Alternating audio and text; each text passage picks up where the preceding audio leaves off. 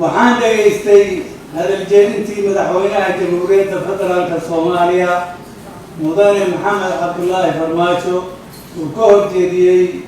fadhiga guud ee golaha shacabka fadhigiisii toddobaad kulankiisii gaarka ah ee labaad ee dhacay taariikhdu markay ahayd 15 August 2002 hadaljeedinta madaxweynaha jamhuuriyaddu wuxuu ku sheegay waajibaadka madaxweynaha jamhuuriyadda saaran kan ugu muhiimsan inuu yahay ilaalinta dastuurka dalka iyo shuruucda kale ee dalka u yahay hase yeeshee isla khudbadiisa dhexdeeda wuxuu si la yaab leh ugu xadgudbay dastuurka dalka haddaba hadaljeedintiisa waxaan ka soo qaatay dhowr weerood oo gaf ku ah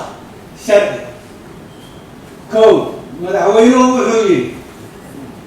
golaha shacabku waa aasaaska nidaamka dowladnimadeennuna waa golaha shacabka halkaas waxaad ka arkaysaan madaxweynihii sharcigii oo dhan inuu tuuray oo golaha shacabku haddee waxa weeye ma aha dowladnimadeenna ma aha waa aqal ka mida baarlamaanka Soomaaliya laba madaxweynuhu wuxuu yidhi golaha shacab waa hay'adda ugu sarreysa ee matalaadda shacabka Soomaaliyeed oo aad tihiin wakiiladii shacabka Soomaaliyeed ay soo doorteen oo halkan u fadhiya dowlad goboleedyada saddex madaxweynuhu wuxuu yidhi golaha shacab wuxuu wakiil u yahay dowlad goboleedyada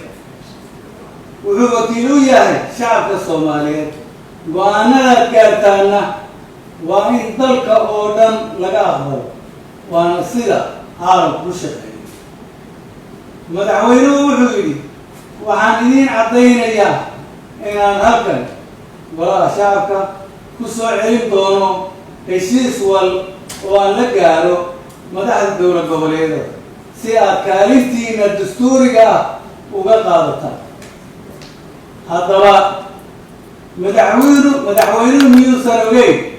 in dalka uu madaxweynaha ka yahay dal qaatay nidaamka federaalka oo ay tahay inuu yeesho laba aqal oo hal baarlamaan kuwaasoo ah golaha aqalka sare iyo golaha shacabka madaxweynuhu haddii uusan akhriyin dastuurka dalka waxaan u soo jeedinayaa inuu akhriyo si uu u ogaado qodobada soo socda kow qodobka 55 ee dastuurka ku-meelgaarka ee qeexaya baarlamaanka federaalku inuu ka kooban yahay laba aqal oo kala ah golaha shacabka iyo aqalka sare laba qodobka 61 tirsigiisa saddexaad iyo 71 ee dastuurka ku-meelgaarka oo qeexaya in aqalka sare uu matalo danaha dowlad goboleedyada iyo ilaalinta nidaamka federaalka saddex qodobka 89 ee dastuurka ku-meelgaarka oo qeexaya doorashada madaxweynaha in ay dooranayaan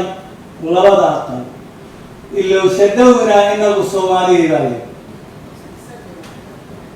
aasaaska dowladnimada dalka weliba waxay ka kooban tahay 3 hay'adood oo kala ah hay'adda sharci dejinta oo ka kooban golaha aqalka sare iyo golaha shacabka hay'adda fulinta iyo hay'adda garsoorka ma aha kolka dowladnimadeennu golaha shacabka ma aha ee dowladeennu waxay ka kooban tahay 3 hay'adood markii uu madaxweynaha jamhuuriyaddu doonayo inuu ka hadlo arrimo qaran waa inuu u jeediyaa baarlamaanka federaalka oo ka kooban labada aqal ولا شعبك هي أقل كسر هذا الكلية ومجهدنا قبل وحن لا هاي شرعي عيد كسر رئيس أمتر شرعي إسرائيل سرية قفكي قفنا وخبنا وحن لا dadka yaa hor iman kara hadal deeqo odhan kara kasban kara rag iyo dumar oo xumo ka daahay haddaanad xumaantiid ahayn kana xajiimoonin fulow xabadka daadiin waqaa hoos ayaad xigi waxaan leeyahay intaan noolahay sharci waan ilaalin midnimo soomaaliyeed baan rabaa nabad baan rabaa